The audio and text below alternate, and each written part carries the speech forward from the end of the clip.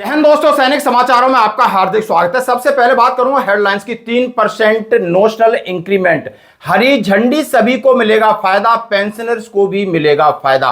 और दोस्तों अग्निवीरों के लिए बड़ी खुशखबरी और एक यानी आपके लिए स्पेशल सेल बनाई गई है, 100% को मिलेगी जॉब। और मैं बात करूंगा देश का नंबर 1 बॉस कौन। हाँ जी दोस्तों, उन्होंने फिर कसम खाई है कि यानी बॉर्डर होगा सील और जवानों को मिलेगी पूरी सुविधा।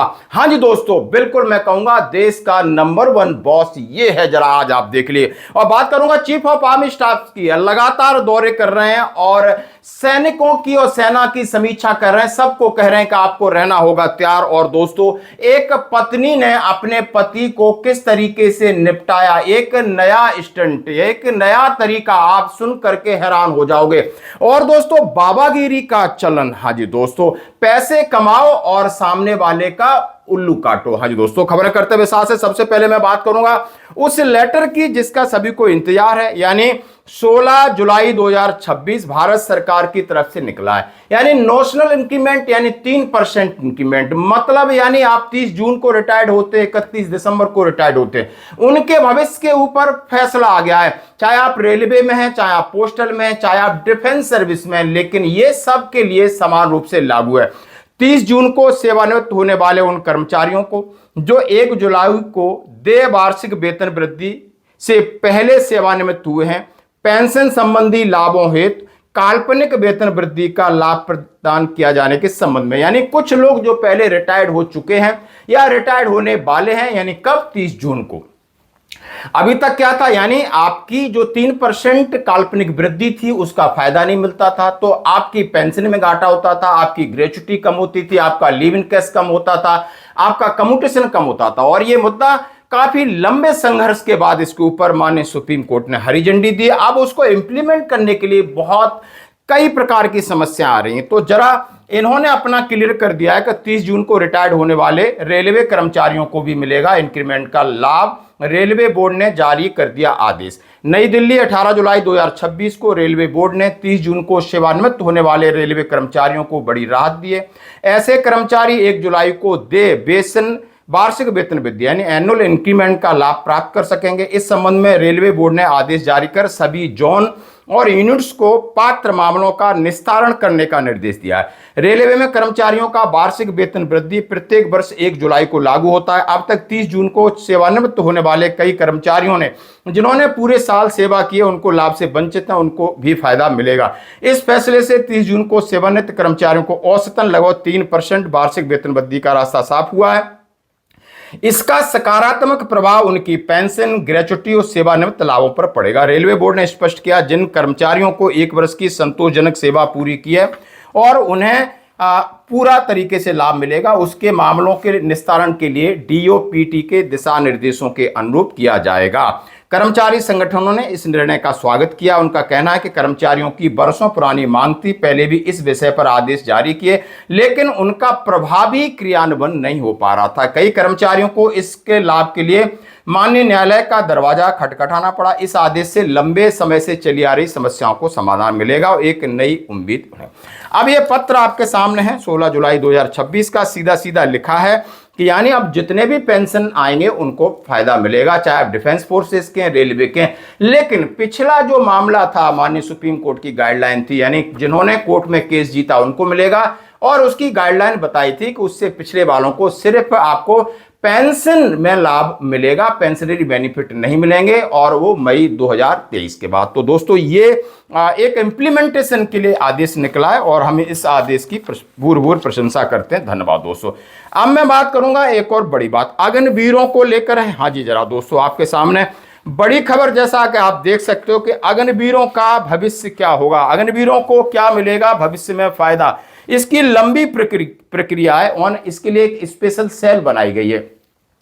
और ये कल पुष्कर धामी जी हैं और जो कि उत्तराखंड के सीएम हैं, और वहां पर कर्नल अजय साहब ने इसकी पहल किया है और उन्होंने कहा है कि जो भी अग्निवीर रिटायर्ड होके आएंगे उनके लिए इसमें उनका रजिस्ट्रेशन होगा, और चाहे केंद्रीय सरकार की योजना है, राज्य सरकार की योजना है, पीएसओ की योजना है, उनको 100% नौकरी मिलेगी। और आप ये देख सकते हो, इसकी पहल दे सकते हो, इसकी पूरी खबर देख सकते हो। हाँ जी दोस्तों, मैं जैसा कि मैंने आपके सामने शेयर किया, और सीएम पुष्कर धामी जी का बड़ा ऐलान, अग्निवीर रोजगार सेल। इसका मतलब साफ है कि 31 दिसंबर 2026, 31 जनवरी 2027 को अपना 4 साल का सेवा काल पूरा होने के बाद जितने भी लोग सेना उन्हें भेजेगी, कुछ परमानेंट होंगे और उनके लिए कॉरपोरेट सेक्टर हो, राज्य सरकार हो, सरकारी स्कीम की मदद के लिए स्वरोजगार यानी अग्निवीर स्कीम को एक नया रूप दिया जा रहा है। और आप देख सकते हो इसके ऊपर काफी सेना के सीनियर अधिकारी भी हैं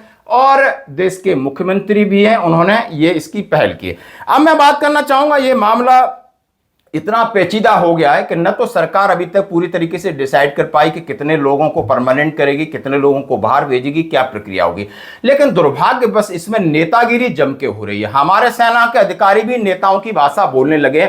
उन्होंने कभी स्पष्ट रूप से ये नहीं कहा कि नहीं, अग्निवीर योजना को खत्म कर देना चाहिए, क्योंकि जिसने यूनिट कमांड की है और जो यूनिट कमांड कर रहा है उससे पूछिए कि क्या हालत है। मैं अभी परसों किसी एक बच्चे से बात कर रहा था कि अभी आप एक जगह से यारी आए, अभी आप आरआर जा रहे हो, ऐसा क्यों है? उन्होंने कहा यूनिट के अंदर इतनी यारी है, आरआर है, कहीं अग्निवीर जा नहीं सकते हैं। अब अग्निवीर मैक्सिमम हो गए हैं, उनको यारी पे भेज नहीं सकते हैं, तो हमारे पैर नहीं टिक रहे। हम एक जगह से आते हैं दूसरी जगह चले जाते हैं, हमारे कैडर क्लासेस नहीं हो पा रहे इस वजह से। हाँ, एक बात की उन्होंने कहा कि जो रेजिमेंट में छुट्टी बुट्टी तो काट लेते हैं क्योंकि अग्निवीरों की छुट्टी कम है, लेकिन बाहर की जितनी डिटेल है, बाहर की जितनी पोस्टिंग है, बाहर की जितनी यारी है, वो आपको कहीं ना कहीं ज्यादा रैपिडली इन्हें जाना पड़ेगा। यानी आरआर के लिए भी मैन पावर नहीं मिल रही है। और जो लोग यूनिट में हार्डकोर होती है और अच्छे लोग होते हैं, यूनिट उन्हें रखना चाहती है, लेकिन मजबूरी ऐसी हो गई है इनकी वजह से। तो आप समझ सकते हो कि यूनिट के अंदर इसका क्या असर है। वही समझ सकता है, या तो यूनिट में नौकरी किया होगा, वही समझ सकता है इसने सीओ बन के कमांड किया होगा। बाकी के फालतू के नेतागिरी करते हैं, स्टाफ ड्यूटी करके आ गए और कहीं ना कहीं सरकार के इन्फ्लुएंस में आकर के सरकार का ढोल बजा रहे हैं। तो आपकी क्या है इसके ऊपर प्रतिक्रिया? धन्यवाद। हाँ जी दोस्तों, जैसे कि इस प्रोग्राम का नाम है युवा अग्निवीर संवाद, हमारे बीच एक युवा है, नाम है आदित्य पवार।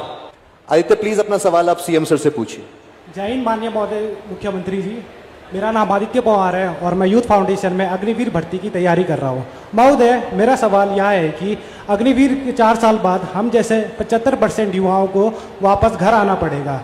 ऐसे में हमारा भविष्य और रोजगार कैसे सुरक्षित रहेगा? धन्यवाद।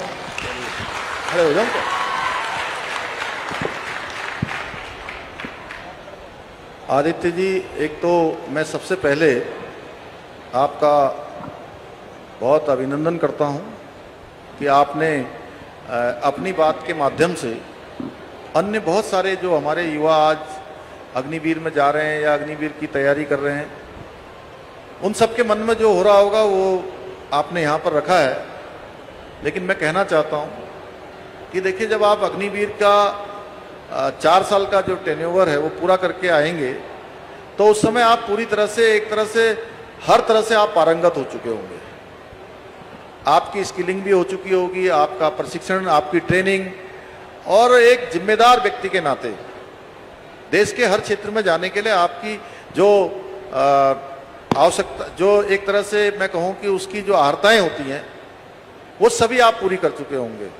और अब अग्निवीरों के लिए उनका भविष्य शानदार रहे, उनको सोचना न पड़े, उसके लिए भारत सरकार ने, गृह मंत्रालय ने पहले ही जो है बहुत सारे आदेश कर दिए हैं, बहुत सारे प्रावधान कर दिए हैं। हमारे जितने भी पैरामिलिट्री फोर्सेज हैं उनमें अग्निवीरों के लिए स्थान सुरक्षित कर दिया है।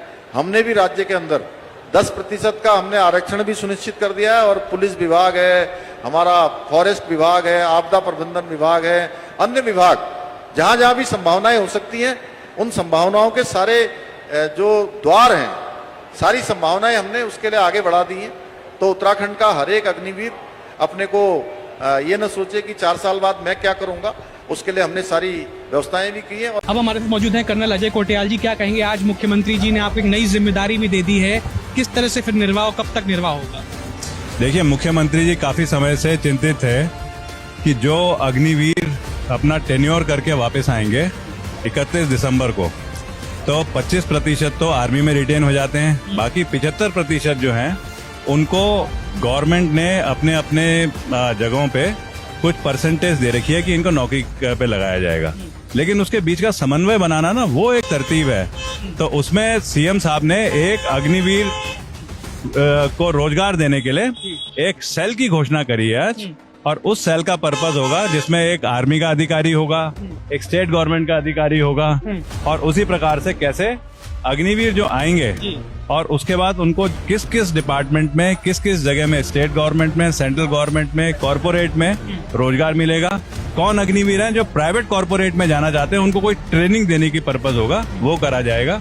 और कौन पढ़ाई करना चाहते हैं, पढ़ाई करके आगे जाना चाहते हैं। बहुत बड़ी खबर है, जैसा कि आप देख सकते हो। अब मैं सामने आपके एक रखना चाहता हूं। मैं बात करूंगा आज, दिल खोल के बात करूंगा अमित शाह जी की, जो कि देश के गृह मंत्री हैं और भारतीय जनता पार्टी के कद्दावर नेता हैं। और उन्होंने जैसे कहा था कि हम 370 खत्म करेंगे, उन्होंने 370 खत्म कर दिया। यानी ग्राउंड पर इंप्लीमेंटेशन की जहां बात आती है, जहां यानी खून खराबे की बात आती है, तो आपको यानी अमित शाह जी आगे मिलेंगे। 370 देखा होगा, आतंकवाद का सफाया देखा होगा। बड़ी बात क्या थी?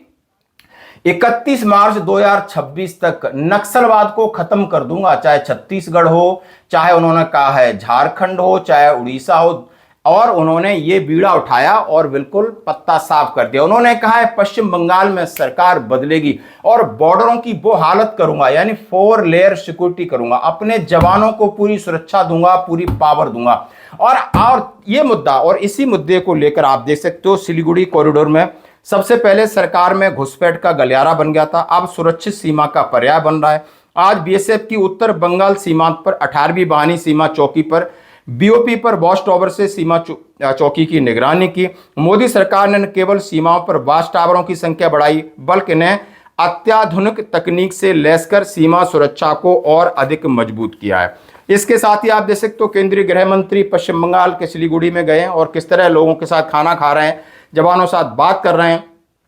77 करोड़ 6 लाख रुपए कार्यों का शिलान्यास किया है। बॉर्डर फेंसिंग को लेकर सुरक्षा का अवलोकन और 4 लेयर सुरक्षा होगी। और आगे उन्होंने कहा है अब इसके बाद मैं नशा मुक्त करूंगा इस देश को, यानी जो नशे का व्यापार चल रहा है, फिर मैं भ्रष्टाचार की लगाम लगाऊंगा। यानी बहुत बड़ा विजन क्लियर है। और बिल्कुल बॉस, इनसे लोग डरते भी हैं, नेता भी डरते हैं और प्रशासन का अधिकारी भी डरते हैं। यानी आज आपको इस बात को स्वीकार करना होगा कि देश की असली कमांड यानी अमित शाह जी के पास है। क्यों? 2000 से गुजरात में नरेंद्र मोदी के राइट हैंड बने हैं। और आप समझ सकते हो कि फैसला कौन लेता है और फैसले किस प्रकार के प्रभावी होते हैं, वो आपने देख लिया होगा। तो धन्यवाद दोस्तों। अब बढ़ते हैं एक और अगली खबर की तरफ। हाँ जी, हमारे चीफ ऑफ आर्मी स्टाफ, हाँ जी दोस्तों, धीरज सेठ साहब 14 तारीख, 15 तारीख, 16 तारीख लगातार पूर्वी कमांड का दौरा कर रहे हैं। सेना प्रमुख को परिचालन, तैनाती अग्रिम क्षेत्रों में, यानी स्वदेशी आधुनिकीकरण और प्रौद्योगिकी क्षमताओं को उन्होंने कहा है इसको निखारना है। और भारतीय सेना, असम राइफल, सीएपीएफ के कर्मचारियों की बातचीत की और कहा है मिलकर आपने एक दूसरे का सहयोग करना है और किसी भी मुश्किल हालात के लिए तैयार रहना है। तो आप देख सकते हो धीरज सेठ साहब का लगातार ताबड़तोड़ दौरा अभी ईस्टर्न में चल रहा है। अब आइए कुछ खबरें करते हैं सिविल की। हाँ जी दोस्तों, सबसे पहले मैं बात करूंगा, पत्नी ने पति को निपटाया, और ये है दामिनी। अच्छा भला परिवार, दामिनी का मतलब होता है बिजली, खुद के ऊपर बिजली गिराई, परिवार के ऊपर बिजली गिराई। पति अतुल, एक बेटा स्कूल का संचालक, बसें चल रही थी, आराम की जिंदगी जी रही थी, लेकिन इश्क लड़ा लिया अपने स्कूल के किसी ड्राइवर से जो बस चलाता था। यानी वो बिल्कुल कहां पति जो मालिक, नौकर से इश्क लड़ाया। और पति को कैसे निपटाया? हाँ जी दोस्तों, एक सांप को पाला, सपेरे लगाए गए, पति को खाने पीने में कुछ मिलाया गया, पति के बिस्तर पर छोड़ दिया गया, पति को डसवा दिया, पति ऊपर चले गए और ये जेल में चली गई। यानी वो सपेरे पकड़े गए और उसका आशिक पकड़ा गया। तो समझ सकते हो कि आखिर इनको क्या कमी थी, कहां न कहीं खुराफात था दिमाग में। ऐसा क्यों हो रहा है कि नए नए तरीके ढूंढ करके लोग एक दूसरे से बोर हो रहे हैं? इस बात को तो आपको समझ में आ गई है। कहीं तो इस तरह इंसिडेंट हो रहे हैं, तो अंदर कहीं झगड़े हो रहे हैं, कहीं ना कहीं कुछ न कुछ सुलग तो रहा है और वो बाहर भी निकल के आता है। आप समझ सकते हो, कभी धुआं के रूप में आ रहा है तो कभी बड़ी लपटें आ रही हैं। यानी रिश्ते इस तरीके से तार तार हो रहे हैं कि यानी कोई किसी पर भरोसा नहीं कर रहा। आपने सुना होगा एक बेटे ने अपने पिता 125 करोड़ वाले को 4 जगह ठोका, ऊपर से नीचे तक। बोला पिता ने हमें करोड़ों रुपए के लिए हमारे नाम पे नहीं कराया। मां अपने बेटों को निपटा रही। क्या हो रहा है आपको समझना होगा एक कदम आगे बढ़ने से पहले। और एक तरफ एक तरह आप देख सकते हो एक महिला है वो तड़प रही है खाकी वर्दी में, होमगार्ड की है, और यहाँ हॉस्पिटल है, यहाँ पर बड़े बड़े अधिकारी हैं, लेकिन दोस्तों इस होमगार्ड महिला को 5 महीने से वेतन नहीं मिला। घर की जिम्मेदारियां हैं, गंभीर बीमारी का इलाज है, आखिर कोई कब तक बिना तनख्वाह के गुजारा करेगा। जो महिला हर दिन अपनी ड्यूटी पूरी कर रही है, अपनी मेहनत की कमाई के लिए आंसू बहाने पड़ रहे हैं, आखिर ये क्या है। हम उम्मीद करते हैं कि प्रशासन इसकी खोज खबर ले और इसको तनख्वाह दे। अब आइए, देश में सबसे ज्यादा खुश और सबसे ज्यादा नो टेंशन वाले हैं बाबागिरी। बाबागिरी एक बहुत बड़ा बिजनेस बन गया है, बिल्कुल डंके की चोट पे कहें। आप किसी भी धार्मिक स्थल पर चले जाइए, भगवान के सामने बैठने वाला पुजारी, वहां पर लगी हुई दुकान है, झूठ बोलते हैं, आपके साथ फरेब करते हैं, चीटिंग करते हैं। बिल्कुल मैं प्रत्यक्षदर्शी हूं और इस बात से अब पूरी तरह भरोसा हो गया, यानी बाबाओं के बच्चे बाबा बने जा रहे हैं और अपना साम्राज्य स्थापित किए जा रहे हैं। धर्म का धंधा है और ये कह रहे हैं कि नहीं हम धार्मिक लोग हैं। अब देखिए, ये एक नौटंकीबाज है जो खिलौने फेंक रहा है, डांस कर रहा है। इसकी उम्र कितनी होगी? 20-25 साल, 20 साल। कोई इसको पढ़ने की जरूरत नहीं, कोई इसको कैरियर की टेंशन नहीं, किसी एग्जाम की टेंशन नहीं, ये बस बैठ गया। अब बहुत बड़े जितने मैंने कथावाचक देखे अपने अपने बच्चों के लिए एक गद्दी डाल देते हो, बोल रहे हैं आपका आने वाला गुरुजी ये होगा। क्यों भाई, तो तुमने क्या कौन सा परिवर्तन कर दिया इस देश के अंदर? ठीक, सिर्फ ठगी के अलावा कुछ नहीं किया। अब ऐसे ही बोलूंगा, किसी को बुरा लगता है तो क्यों, आपको अंधविश्वास की तरफ नहीं विश्वास की तरफ जाना होगा, आपको विश्वास करना होगा। अच्छे संत भी हैं, हमारा अच्छा धर्म है, हमें मानना भी पड़ेगा, हमें अच्छे रास्ता दिखाने वाले लोगों को आपको खोजना पड़ेगा। हर किसी के पीछे भीड़ बनकर भागना नहीं है। जरा इनको भी देखिए और इनके ऊपर कमेंट्स आपको जरूर करना होगा। धन्यवाद।